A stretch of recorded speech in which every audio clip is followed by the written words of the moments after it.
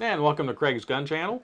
We have the Smith & Wesson M&P Shield EZ in 9mm. We took it out to the range to see how it did, so let's go ahead and take a look and see how that went. And we're on the range today with the Smith & Wesson EZ in 9mm. I'm going to go ahead and take some shots, see how it does.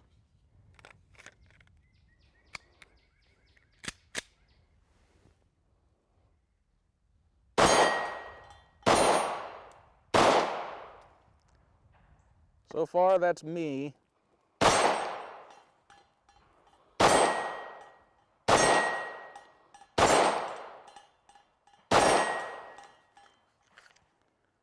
think it is shooting a little bit low. A little bit to the left, that's probably all me. I tend to just do that.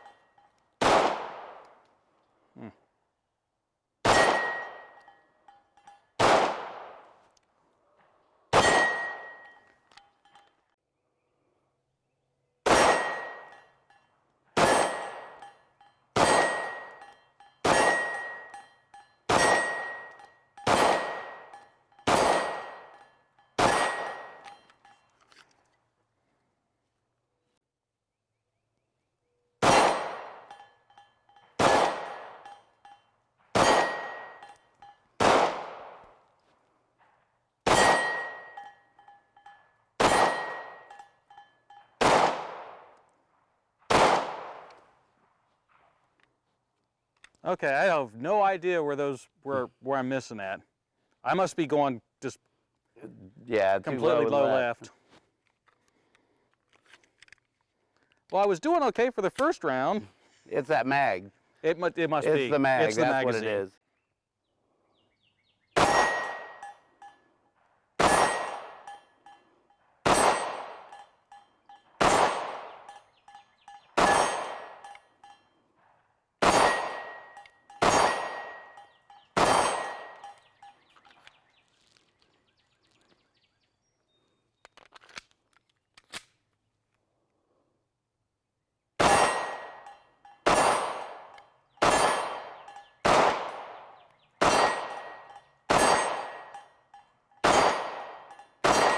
And I still missed one.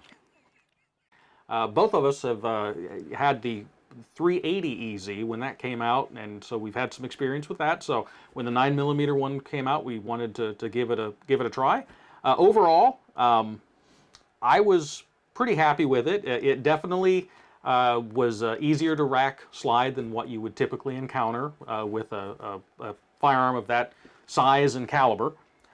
So there again, the main goal of those firearms and pistols is to be easier to operate, especially for people, for whatever reason, maybe age, I hate to say it these days, gender. Women a lot of times have a lot harder time racking the slide back on, you know, full caliber center fire semi-automatic pistols.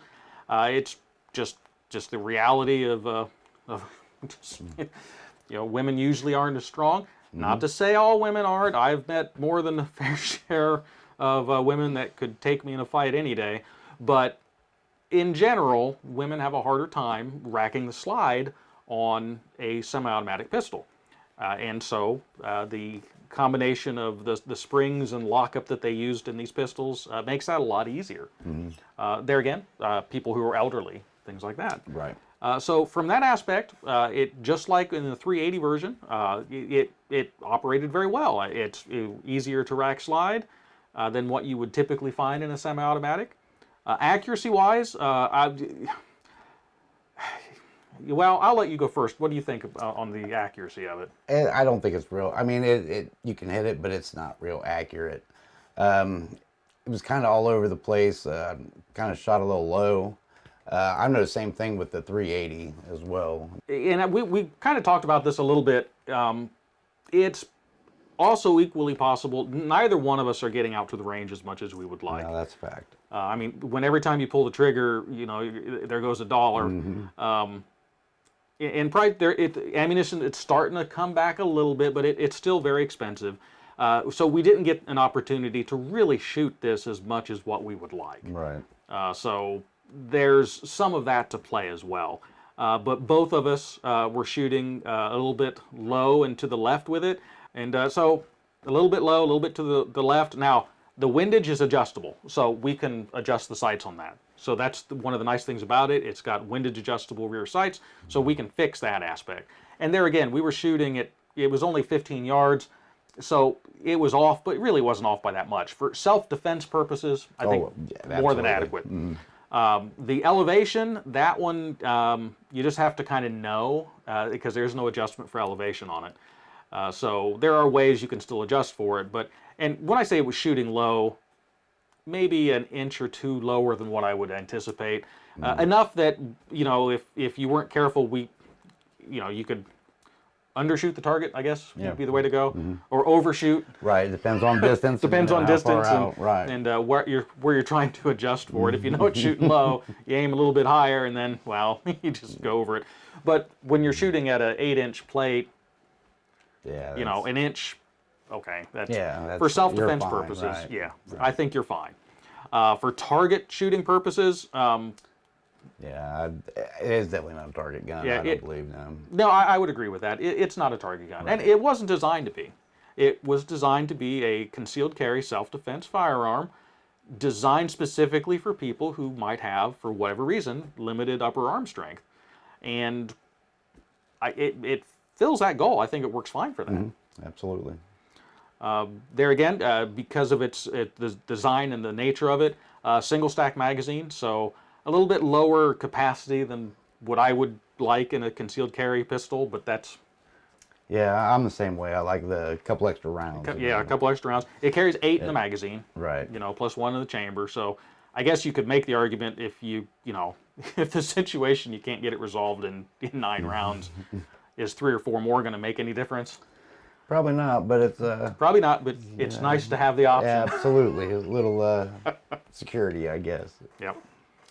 Otherwise, design feature-wise, loaded chamber indicator, I personally am not a huge fan of those. I tend to just, check it the old-fashioned way still. I don't rely on a loaded chamber indicator to tell me whether it's empty or loaded. Yeah, I do like the indicator though. So in case it's like lighting issues, you could always feel or along that. That's true, and it's got I like them right along the top. It's a tactile indicator, so you can feel that. From that aspect, you're right. I guess I didn't think about that. My idea is I check when I put it in the holster, then I know the condition. Right. Muscle memory is what you're used to. It's what you're used to. Absolutely. Anything that's mechanical, I tend to assume that if it can fail, it will. Right. So I don't rely on it for a life and death situation, but for just a quick check. It doesn't hurt anything to have it there. It won't cause a failure point or anything. No.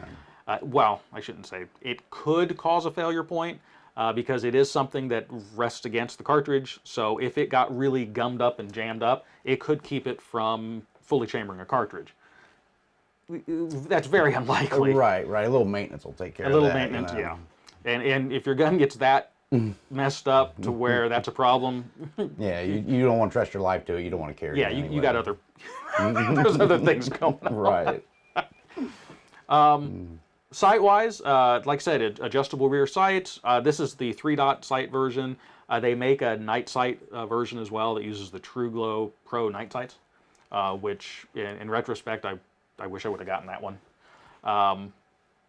But perfectly adequate, and you can always, switch them back out. Right. So, all the controls are easy to use. Magazine release can be swapped around for right or left-hand use. Rear grip safety. There again, I'm not a huge fan of grip safeties. However, because of the nature of the firearm, it's a internal hammer-fired firearm, so it's got a nice, crisp trigger pull. But because of that, a lot of the safety features that they would put in a striker-fired, like the Glock safety, there's like 18 safeties into it. You can't do that with a hammer-fired firearm nearly as easily, so the grip safety makes sense.